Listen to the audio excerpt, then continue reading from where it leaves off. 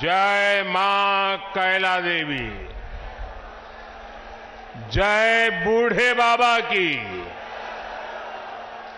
जय बूढ़े बाबा की। भारत माता की। भारत माता की। सभी संतों से प्रार्थना है कि अपना स्थान लीजिए।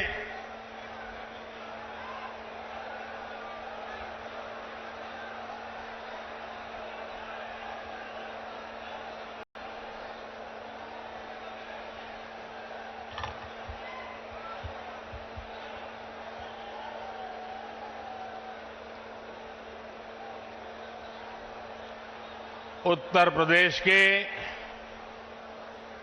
ऊर्जावान मुख्यमंत्री श्रीमान योगी आदित्यनाथ जी, पूज्य श्री अवधेशानंद गिरी जी, कल्की धाम के प्रमुख आचार्य प्रमोद कृष्णम जी, पूज्य स्वामी कैलाशानंद ब्रह्मचारी जी, पूज्य सदगुरु श्री जितेश्वर जी, विशाल संख्या में पधारे हुए भारत के भिन्न भिन्न कोने से आए हुए पूज्य संतगण और मेरे प्यारे श्रद्धावान भाइयों और बहनों, आज यूपी की धरती से प्रभु राम और प्रभु कृष्ण की भूमि से भक्ति, भाव और आध्यात्म की एक और धारा प्रवाहित होने को लालायित है। आज पूज्य संतों की साधना और जनमानस की भावना से एक और पवित्र धाम की नींव रखी जा रही है।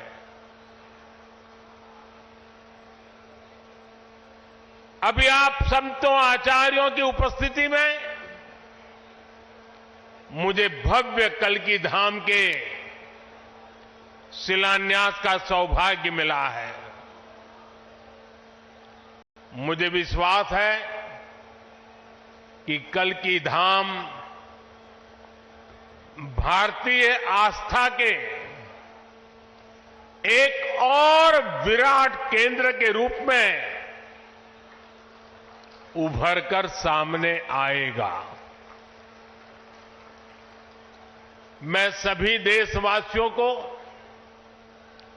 और विश्व के सभी श्रद्धालुओं को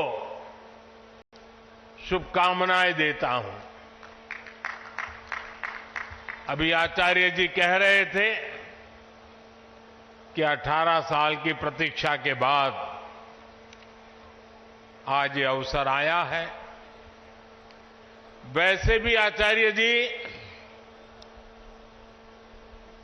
कई ऐसे अच्छे काम हैं जो कुछ लोग मेरे लिए ही छोड़ करके चले गए हैं।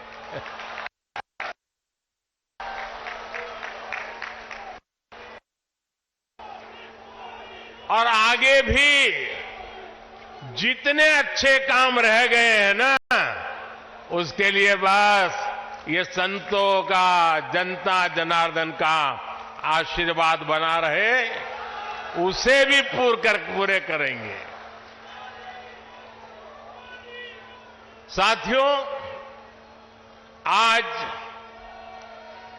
छत्रपति शिवाजी महाराज की जन्म जयंती भी है। ये दिन इसलिए और पवित्र हो जाता है और ज्यादा प्रेरणादायक हो जाता है। आज हम देश में जो सांस्कृतिक पुनरोदय देख रहे हैं, आज अपनी पहचान पर गर्व और उसकी स्थापना का जो आत्मविश्वास दिख रहा है, वो प्रेरणा हमें छत्रपति शिवाजी महाराज से ही मिलती है। मैं इस अवसर पर छत्रपति शिवाजी महाराज के चरणों में श्रद्धापूर्वक नमन करता हूं, उन्हें श्रद्धांजलि अर्पित करता हूं। साथियों, पिछले दिनों जब प्रमोद कृष्णम जी मुझे निमंत्रण देने के लिए आए थे, जो बातें उन्होंने बताई उसके आधार पर मैं कह रहा हूं कि आज जितना आनंद उनको हो रहा है, उससे अनेक गुना आनंद उनकी पूज्य माता जी की आत्मा जहां भी होगी उनको होता होगा।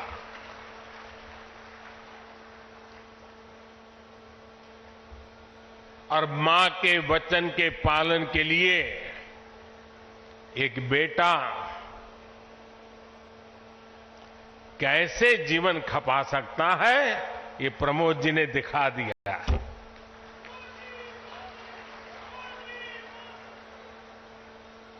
प्रमोद कृष्णम जी बता रहे थे कि कई एकड़ में फैला ये विशाल धाम कई मायनों में विशिष्ट होने वाला है। एक ऐसा मंदिर होगा, जैसा मुझे उन्होंने पूरा समझाया अभी, जिसमें 10 गर्भगृह होंगे और भगवान के सभी 10 अवतारों को विराजमान किया जाएगा। 10 अवतारों के माध्यम से हमारे शास्त्रों ने केवल मनुष्य ही नहीं बल्कि अलग अलग स्वरूपों में ईश्वरीय अवतार को प्रस्तुत किया गया है। यानी हमने हर जीवन में ईश्वर की ही चेतना के दर्शन किए हैं। हमने ईश्वर के स्वरूप को सिंह में भी देखा, वराह में भी देखा और कच्छप में भी देखा। इन सभी स्वरूपों की एक साथ स्थापना हमारी मान्यताओं की व्यापक छवि प्रस्तुत करेगी। ये ईश्वर की कृपा है कि उन्होंने इस पवित्र यज्ञ में मुझे माध्यम बनाया है, इस शिलान्यास का अवसर दिया है। और अभी जब वो स्वागत प्रवचन कर रहे थे तब उन्होंने कहा कि हर किसी के पास कुछ न कुछ देने को होता है, मेरे पास कुछ नहीं है, मैं सिर्फ भावना व्यक्त कर सकता हूं। प्रमोद जी, अच्छा हुआ कुछ दिया नहीं, वरना जमाना ऐसा बदल गया है कि अगर आज के युग में सुदामा श्री कृष्ण को एक पोटली में चावल देते, वीडियो निकल आती, सुप्रीम कोर्ट में पीआई हो जाती और जजमेंट आता कि भगवान कृष्ण को भ्रष्टाचार में कुछ दिया गया और भगवान कृष्ण भ्रष्टाचार कर रहे थे। ये इस व्यक्त में हम जुगर रहे और इससे अच्छा है कि आपने भावना प्रकट की और कुछ दिया नहीं।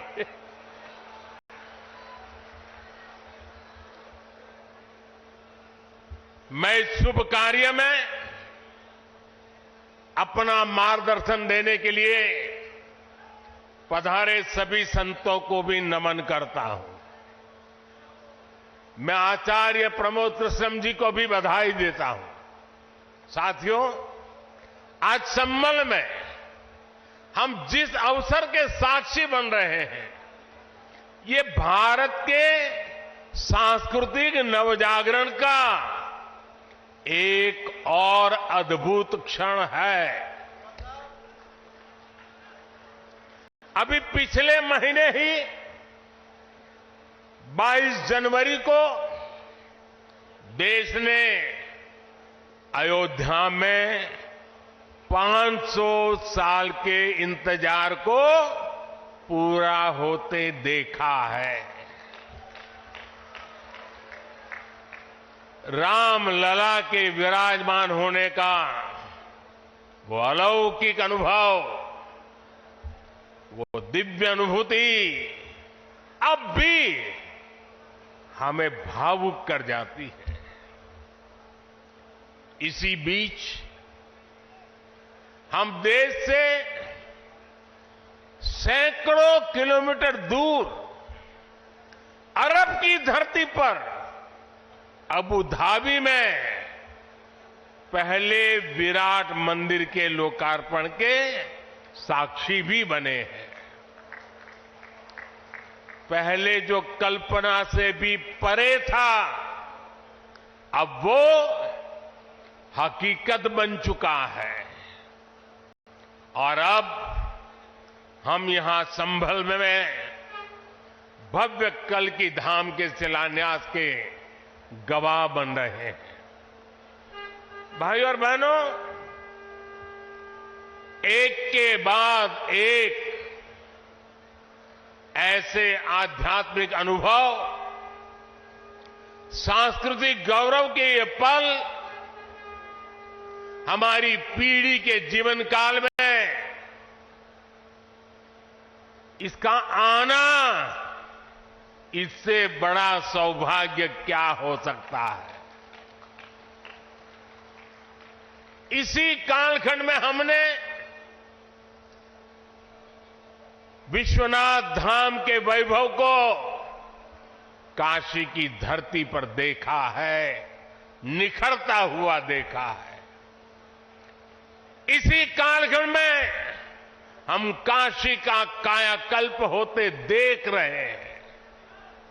इसी दौर में महाकाल के महालोक की महिमा हमने देखी है। हमने सोमनाथ का विकास देखा है, केदार घाटी का पुनर्निर्माण देखा है। हम विकास भी, विरासत भी, इस मंत्र को आत्मसात करते हुए चल रहे हैं। आज एक और हमारे तीर्थों का विकास हो रहा है, तो दूसरी ओर शहरों में हाई टेक इंफ्रास्ट्रक्चर भी तैयार हो रहा है। आज अगर मंदिर बन रहे हैं तो देश भर में नए मेडिकल कॉलेज भी बन रहे हैं। आज विदेशों से हमारी प्राचीन मूर्तियां भी वापस लाई जा रही है और रिकॉर्ड संख्या में विदेशी निवेश भी आ रहा है। ये परिवर्तन प्रमाण है साथियों,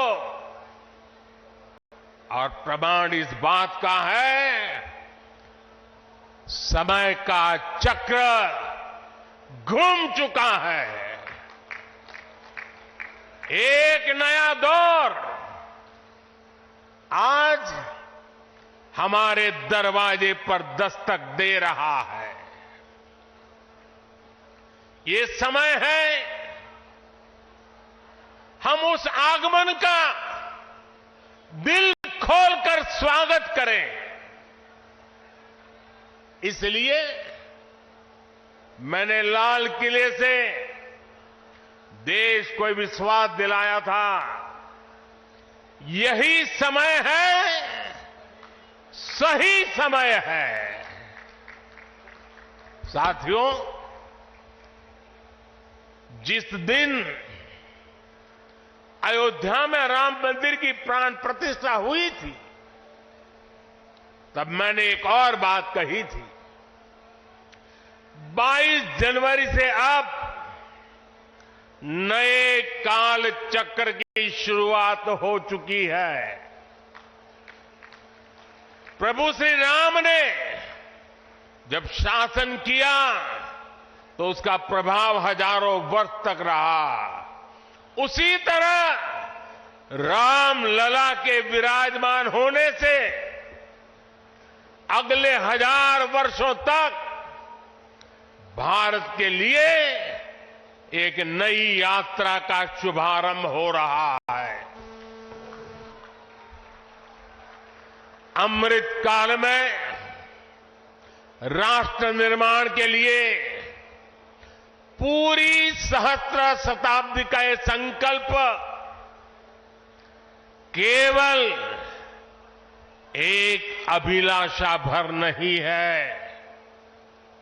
ये एक ऐसा संकल्प है जिसे हमारी संस्कृति ने हर कालखंड में जीकर दिखाया है। भगवान कल्कि के विषय में आचार्य प्रमोद कृष्णम जी ने गहरा अध्ययन किया है। भगवान कल्कि के अवतार से जुड़े कई सारे तथ्य और शास्त्रीय जानकारियां भी आचार्य प्रमोद कृष्णम जी मुझे बता रहे थे। जैसे उन्होंने बताया कि कल्कि पुराण में लिखा है, शंबले वस तस्तस्य सहस्त्र परिवत्सरा, यानी भगवान राम की तरह ही कल्कि का अवतार भी हजारों वर्षों की रूपरेखा तय करेगा। इसलिए भाइयों और बहनों, हम ये कह सकते हैं कि कल्कि काल चक्र के परिवर्तन के प्रणेता भी है और प्रेरणा स्रोत भी है। और शायद इसीलिए कल्कि धाम एक ऐसा स्थान होने जा रहा है जो उन भगवान को समर्पित है जिनको अभी अवतार होना बाकी है। अब कल्पना करिए, हमारे शास्त्रों में सैकड़ों हजारों साल पहले भविष्य को लेकर इस तरह की अवधारणा लिखी गई। हजारों वर्ष बाद की घटनाओं के लिए भी सोचा गया। ये कितना अद्भुत है, और ये भी कितना अद्भुत है कि आज प्रमोद कृष्ण जैसे लोग पूरे विश्वास के साथ उन मान्यताओं को आगे बढ़ा रहे हैं, अपना जीवन खपा रहे हैं। वो भगवान कल्कि के लिए मंदिर बना रहे हैं, उनकी आराधना कर रहे हैं। हजारों वर्ष बाद की आस्था और अभी से उसकी तैयारी, यानी हम लोग भविष्य को लेकर कितने तैयार रहने वाले लोग हैं।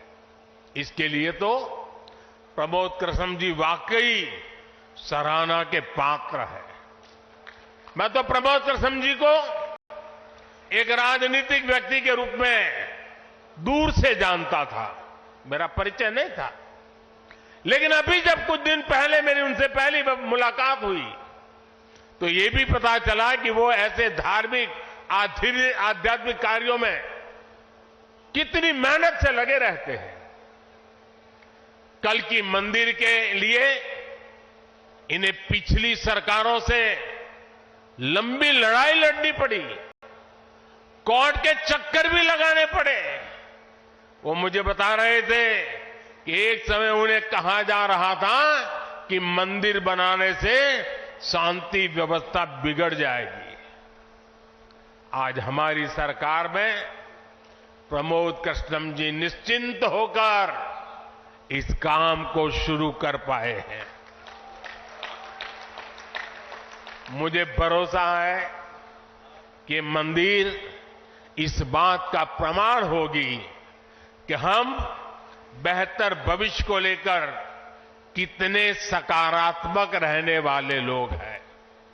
साथियों, भारत पराभव से भी विजय को खींच करके लाने वाला राष्ट्र है।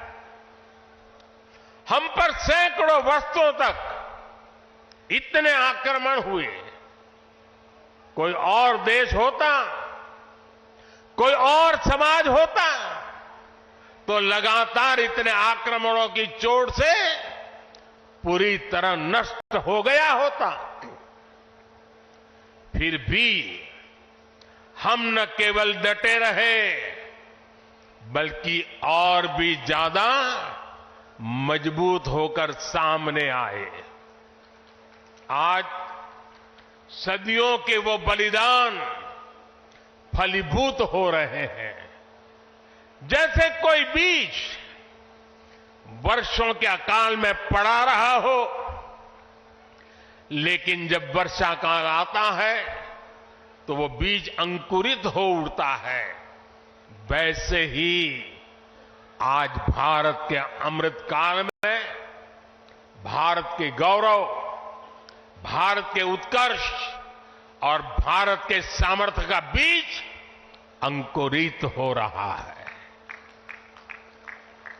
एक के बाद एक हर क्षेत्र में कितना कुछ नया हो रहा है।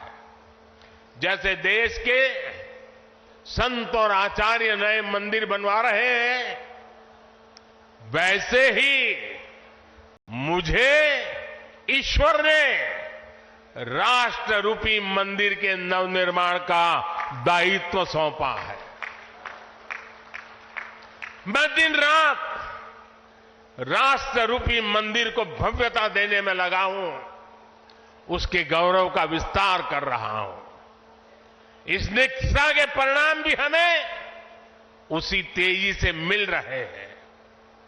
आज पहली बार भारत उस मुकाम पर है जहां हम अनुसरण नहीं कर रहे हैं, उदाहरण पेश कर रहे हैं।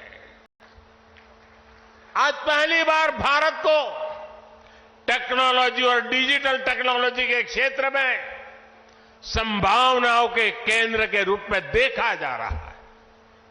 हमारी पहचान इनोवेशन हब के तौर पर हो रही है। हम पहली बार दुनिया की 5वीं सबसे बड़ी अर्थव्यवस्था जैसे बड़े मुकाम पर पहुंचे हैं। हम चंद्रमा के दक्षिण ध्रुव तक पहुंचने वाले पहले देश बने हैं। पहली बार भारत में वंदे भारत और नमो भारत जैसी आधुनिक ट्रेनें चल रही है। पहली बार भारत में बुलेट ट्रेन चलने की तैयारी हो रही है। पहली बार हाईटेक हाईवे, एक्सप्रेसवेज का इतना बड़ा नेटवर्क और उसकी ताकत देश के पास है। पहली बार भारत का नागरिक, चाहे वो दुनिया के किसी भी देश में हो, अपने आप को इतना गौरवान्वित महसूस करता है।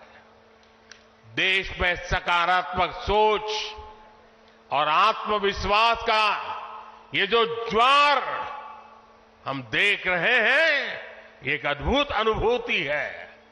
इसलिए आज हमारी शक्ति भी अनंत है और हमारे लिए संभावनाएं भी अपार है। साथियों, राष्ट्र को सफल होने के लिए ऊर्जा सामूहिकता से मिलती है। हमारे वेद कहते हैं, सहस्त्र शीर्षा पुरुष, सहस्त्र शीर्षा पुरुष, सहस्त्राक्ष सहस्त्रपाद, अर्थात निर्माण के लिए हजारों, लाखों, करोड़ों हाथ है। गतिमान होने के लिए हजारों, लाखों, करोड़ों पैर है। आज हमें भारत में उसी विराट चेतना के दर्शन हो रहे हैं। सबका साथ, सबका विकास, सबका विश्वास और सबका प्रयास, इस भावना से हर देशवासी एक भाव से, एक संकल्प से राष्ट्र के लिए काम कर रहा है। आप पिछले 10 वर्षों में कार्यों के विस्तार को देखिए। 4 करोड़ से ज्यादा लोगों को प्रधानमंत्री आवास योजना के तहत पक्के घर,